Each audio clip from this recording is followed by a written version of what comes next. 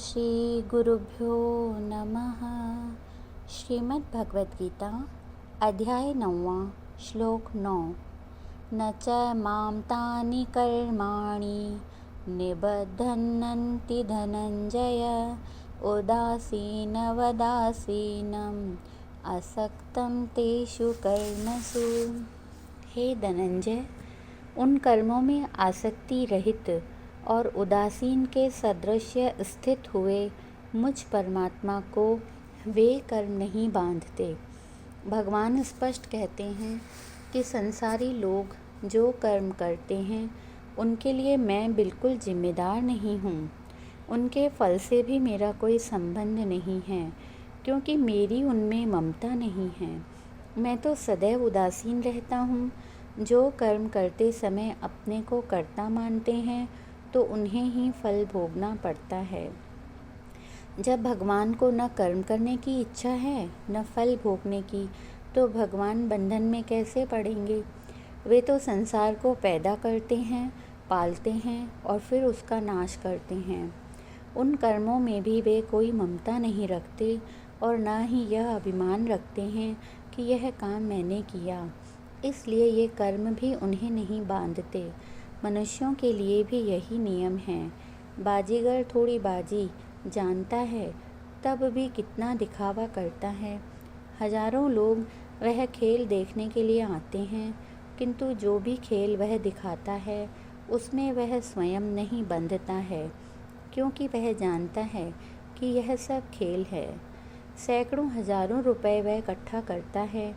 सिंध के प्रसिद्ध जादूगर हासानन ने अनेक ऐसे खेल दिखाए, किंतु वह स्वयं उनमें नहीं फंसा, क्योंकि वह जानता था यह सब झूठे हैं, केवल मेरी रची हुई माया के कारण लोगों को दिखाई दे रहे हैं।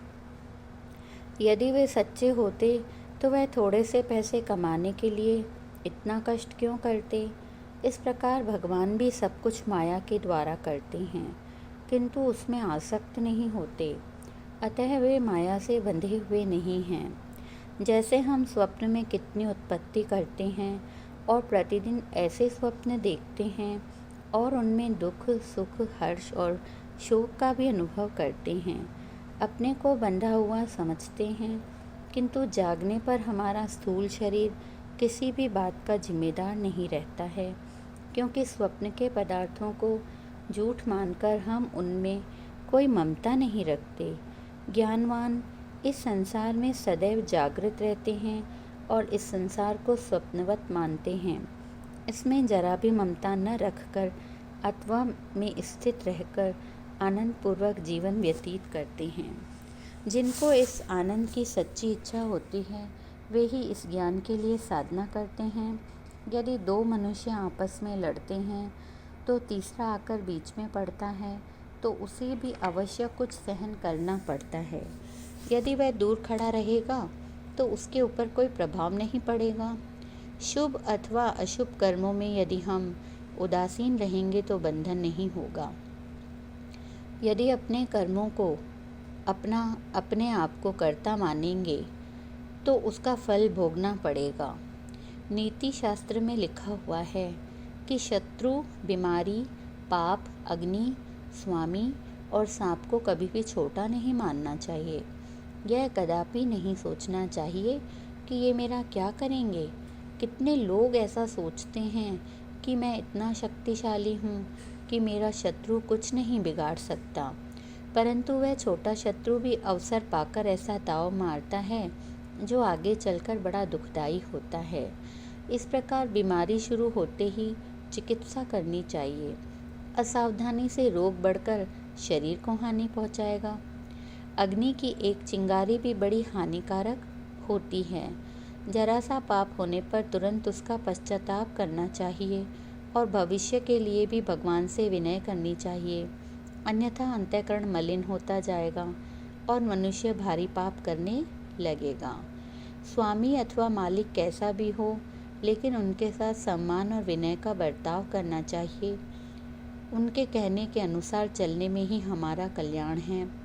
ऐसा कभी नहीं मानना चाहिए कि मैं आयु में बड़ा हूँ अथवा समझदार हूँ, फिर किसी का कहना क्यों मानूं। इसी प्रकार सांप कितना भी छोटा हो, किंतु उससे असावधान नहीं रहना चाहिए। भले ही वह एक रत्ती वजन का हो, किंतु उसका विष 3 मन के वजन वाले मनुष्य को भी मार डालता है। संसार में रहकर व्यवहारिक कर्म करते हुए भी उसमें आसक्त नहीं रहना चाहिए। परमार्थ की ओर सारी शक्ति लगाने में ही हमारा हित होगा और व्यवहार अपने आप सुधर जाएगा। व्यवहार तो केवल निर्वाह के लिए करना चाहिए। जो मनुष्य व्यवहार तो बड़ी चतुराई से पूरी शक्ति लगाकर करते हैं, किंतु परमार्थ में सर्वथा मूर्खता करते हैं, ऐसे मनुष्य अंत में अपनी समस्त बुद्धि और शक्ति गंवा देते हैं। भगवान अर्जुन से स्पष्ट करते हैं कि यह संसार बार बार मैं उत्पन्न करता हूँ, इसका पालन करता हूँ, अंत में लोप कर देता हूँ, किंतु मैं इसमें आसक्त नहीं होता, विलग रहता हूँ, अतः किसी बंधन में नहीं फंसता। तू भी फल की इच्छा न करके कर्म कर, परमार्थ में दृढ़ हो। ओम शांति शांति शांति।